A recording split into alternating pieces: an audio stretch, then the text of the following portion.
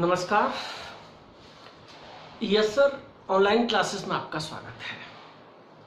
Yes sir, Kautil academy today presents molecularity of the reaction and order of the reaction, यानी कि अभिक्रिया की आणविकता या अणुता एवं अभिक्रिया की कोटि में क्या डिफरेंस है।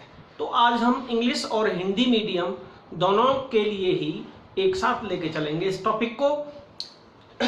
तो दोस्तों देखिए, अभिक्रिया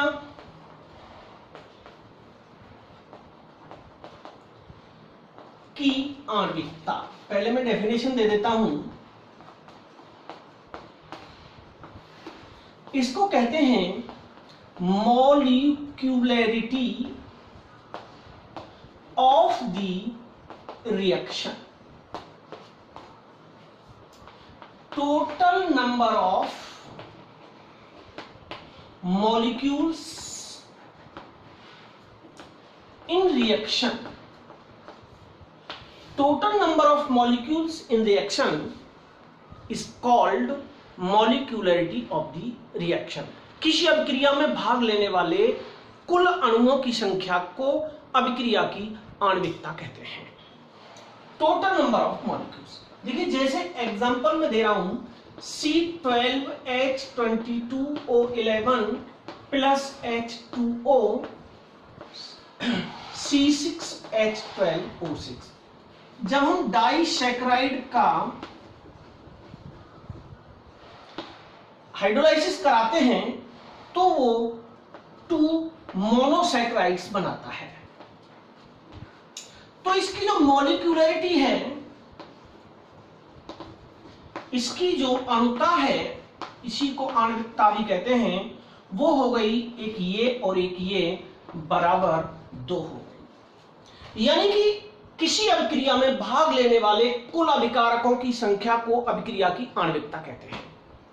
अगली बात समझ में नहीं है, ये अभिक्रिया की आणविकता है। अब देखिए, अब दूसरा इसी में रहते हैं हम, यही अभिक्रिया की कोटि लेते हैं। ऑर्डर ऑफ अभिक्रिया की कोटि, ऑर्डर ऑफ रिएक्शन। देखिए, ये जो होता है sum of coefficient, sum of coefficient होता है, यानी कि किसी अभिक्रिया में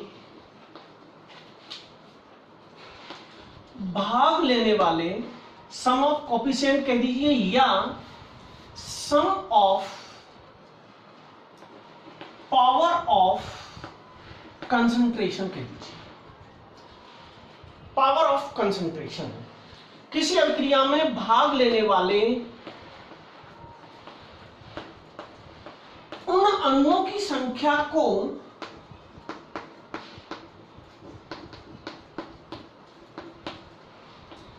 जिनका सांद्रण अभिक्रिया के वेग को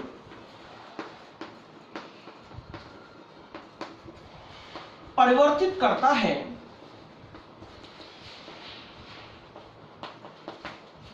अभिक्रिया के वेग को परिवर्तित करता है, अभिक्रिया की कोटि कहते हैं। उसे कहते हैं दोस्तों अभिक्रिया की कोटि। भाग लेने वाले टोटल नहीं गिने जाते इसमें केवल वो गिने जाते हैं जो अभिक्रिया के वेग को परिवर्तित करते हैं। सम ऑफ पावर ऑफ कंसंट्रेशन को मैं भी आपको समझाऊंगा। इसमें टोटल नंबर ऑफ मॉलिक्यूल्स नहीं होते, केवल वो ही भाग लेते हैं जो अभिक्रिया के वेग को परिवर्तित करते हैं। जैसे अभी मैंने सुक्रोज का आपको जल अपघटन कराया था, तो उसकी आणविकता तो 2 थी, क्योंकि पानी और सुक्रोज दोनों भाग ले रहे हैं। लेकिन यहां केवल, अब जैसे चीनी और पानी को, सुक्रोज और पानी को मिलाकर के शरबत बना, तो किस पदार्थ का कंसंट्रेशन चेंज हुआ ये बताइए, चीनी का या पानी का? तो पानी तो दोस्तों जैसा था वैसा ही रहा, no changing in water. Okay, sucrose सारी की सारी उसमें डिजॉल्व हो गई। कंसंट्रेशन किसका चेंज हो गया? शुगर का, सुक्रोज का। तो उस अभिक्रिया में अभिक्रिया की कोटि, ऑर्डर ऑफ द रिएक्शन केवल एक है, क्योंकि कंसंट्रेशन, अभिक्रिया का जो वेग है, रेट ऑफ द रिएक्शन है, वो केवल सुक्रोज पर डिपेंड कर रहा है, न कि वाटर पर। तो अभिक्रिया की कोटि दोस्तों क्या हो गई? एक हो गई, सुक्रोज। ठीक है ना? तो दोस्तों याद रखना, जैसे तो क्या हो गई दोस्तों? C12H22O11 plus H2O2C6H12O6। तो इसकी जो कोटि होगी वो केवल एक होगी, क्योंकि जल का सांद्रण मापने योग्य नहीं है, अभिक्रिया के वेग को परिवर्तित नहीं करता है। और दोस्तों अब देखिए, मैं एक रिएक्शन आपको दे रहा हूं यहां। जैसे हमारी ये रिएक्शन है, A का A प्लस B का B गिव C का C प्लस D का D।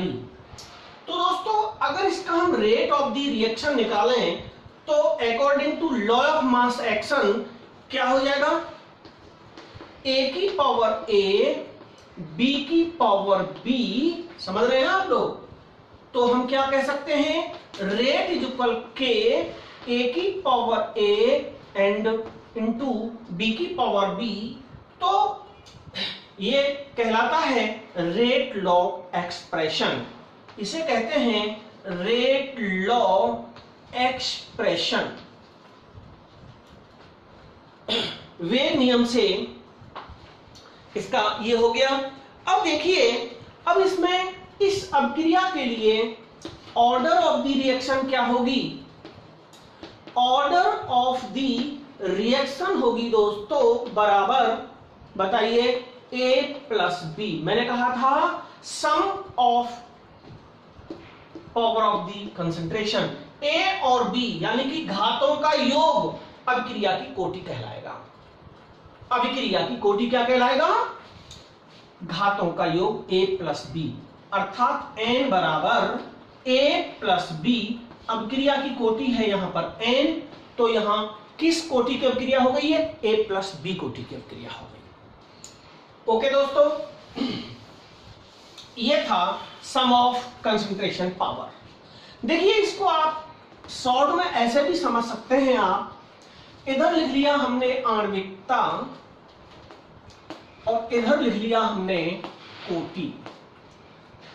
देखिए, भाग लेने वाले कुल अणुओं की संख्या,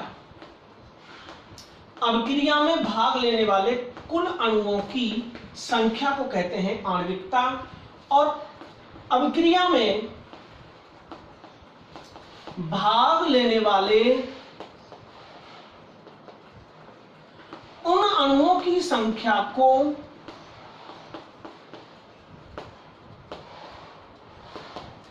जिनका सांद्रण अभिक्रिया के वेग को परिवर्तित करता है, उसे कहते हैं अभिक्रिया की कोटि। नंबर 2, ये जो होती है अभिक्रिया की जो कोटि होती है, ये सैद्धांतिक टर्म होती है। दिस इज थ्योरेटिकल, ये थ्योरेटिकल होती है टर्म, ये थ्योरेटिकल टर्म है, सैद्धांतिक होती है दोस्तों ये। और ये जो होती है ये सैद्धांतिक नहीं होती, ये एक्सपेरिमेंटली डिटरमाइंड की जा सकती है, एक्सपेरिमेंटली डिटरमाइन कर सकते हैं इसको। तो दोस्तों याद रखना, डिटरमाइंड की जा सकती है ये प्रयोगात्मक होती है और ये सैद्धांतिक होती है। नंबर 3, ये जो होती है ये होल नंबर होती है, ये हमेशा पूर्ण संख्या होती है, होल नंबर होती है। ओके,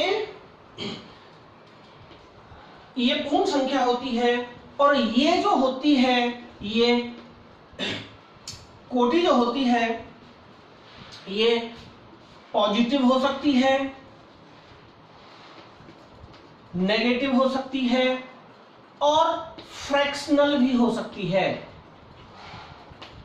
फ्रैक्शनल कहते हैं भिन्नात्मक, इसका मान 0 भी हो सकता है, फ्रैक्शनल भी हो सकता है, यानी कि 1.5 भी हो सकता है, 1 भी हो सकता है, 0 भी हो सकता है, इसके सारे मान हो सकते हैं। जबकि ये हमेशा केवल ऑलवेज होल नंबर ही होती है, पूर्ण संख्या ही होती है। दोस्तों समझ में आ गया होगा। इसके बाद में आता है बेटा, ये हो गया आपका। अब देखिए जो अभिक्रिया की जो आणविकता होती है, अभिक्रिया की जो आणविकता होती है वो अभिकारकों की संख्या पर निर्भर करती है। इसलिए कभी ये अभिक्रिया की आणविकता शून्य नहीं हो सकती, नहीं तो फिर अभिक्रिया होगी नहीं। अब जबकि जो अभिक्रिया की जो कोटि होती है, अभिक्रिया की जो कोटि होती है वो किस पर डिपेंड करती है? लाइट और प्रेशर पर।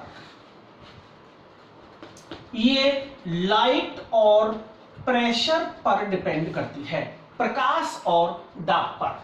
देखिए जैसे मैं प्रकाश संश्लेषण का एग्जांपल लेता हूं, फोटोसिंथेसिस में आप देखें, फोटो जो सिंथेसिस की क्रिया होती है उसके लिए क्या होना जरूरी है? सनलाइट होना जरूरी है कि नहीं? सनलाइट होना जरूरी है कि नहीं? तो ये जो अभिक्रिया की कोटि किस पे डिपेंड किया? यहां प्रकाश संश्लेषण की जो कोटि निकल के आएगी वो किस पे डिपेंड करेगी? लाइट पर डिपेंड करेगी दोस्तों। तो क्योंकि ये केवल अभिक्रिया लाइट में ही होती है, डार्क में नहीं हो सकती। समझ रहे हैं ना? एक एग्जांपल मैं आपको दे रहा हूं, उसके बाद मैं ये टॉपिक खत्म करता हूं। देखिए जैसे हमारा दोस्तों ये एक एग्जांपल मैं दे रहा हूं, तो दोस्तों एक और बात बता रहा हूं, अभिक्रिया की कोटि और आणविकता समान भी हो सकती हैं और समान भी नहीं हो सकती। समझ रहे हैं ना? समान भी हो सकती हैं, नहीं भी हो सकती। तो दोस्तों जैसे ये हमारा एक एग्जांपल है, A + 2B gives us P, यानी कि ये रिएक्टेंट्स मिलकर के प्रोडक्ट बनाते हैं, तो इसकी जो मॉलिक्यूलरिटी जो होगी वो किस पे डिपेंड करेगी? नंबर ऑफ रिएक्टेंट्स पे। तो 3 हो गई ना, 2 और 1 3 हो गई, है ना? Total number of molecules are called molecularity. अब इसके हम ऑर्डर ऑफ द रिएक्शन निकालें तो क्या हो जाएगी? आप जानते हैं वेग समीकरण, dx/dt समानुपाती होता है k a - x के। होता है कि नहीं होता? a - x के। अब यहां पर ये जो है तुम्हारे, ये कौन है? k नहीं आएगा, सॉरी। तो dx/dt a की पावर b की पावर 2। समझ रहे हैं बात को? ये हमने अभिकारकों के वो लग गए। तो ये क्या हो जाएगा दोस्तों? dx/dt बराबर k a की पावर 1 इंटू b की पावर 2। तो ऑर्डर ऑफ द रिएक्शन हो जाएगी, ऑर्डर ऑफ रिएक्शन हो जाएगी 1 + 2 = 3। तो इस अभिक्रिया की मॉलिक्यूलरिटी भी 3 आई है दोस्तों, ऑर्डर ऑफ द रिएक्शन भी 3 आई है। तो जबकि जो सुक्रोज वाला एग्जांपल जो मैंने आपको बताया था, सुक्रोज वाले एग्जांपल में अभिक्रिया की कोटि और आणविकता दोनों अलग अलग थी, आणविकता 2 थी और कोटि 1 थी। तो दोस्तों आपको ये मेरा वीडियो कैसा लगा? देखो चैनल को सब्सक्राइब करने में आपका कुछ नहीं बिगड़ता, लाइक करने में बिल्कुल भी कुछ नहीं बिगड़ता, और अपने दोस्तों को भी बता दिया करो यार, शेयर कर दिया करो। हम लोगों का भी थोड़ा सा मनोबल बढ़े, हमें कुछ मिलना जाना तो है नहीं, लेकिन थोड़ा सा उत्साह होता है यार। ऐसे पड़े रहते हो बिल्कुल न्यूट्रल, मैंने ऐसे स्टूडेंट्स दुनिया में आज तक नहीं देखे। आपका ये बताओ, आपने वीडियो देखा, सब्सक्राइब करने में क्या जा रहा है? अरे सब्सक्राइब करने से क्या होगा कि आपको भी अपडेट्स मिलेगी, हमारा न्यू वीडियो आएगा तो शेयर कर देंगे तो और भी व्यूज बढ़ेंगे। तो हर चीज का कोई ना कोई एक ऑब्जेक्ट होता है, हमारा भी ऑब्जेक्ट है, उद्देश्य लेकर काम करते हैं। तो इसलिए आप लोग please subscribe, share and bell icon को दबाना ना भूलें दोस्तों। ठीक है, अगली वीडियो में फिर मुलाकात होगी। नमस्कार।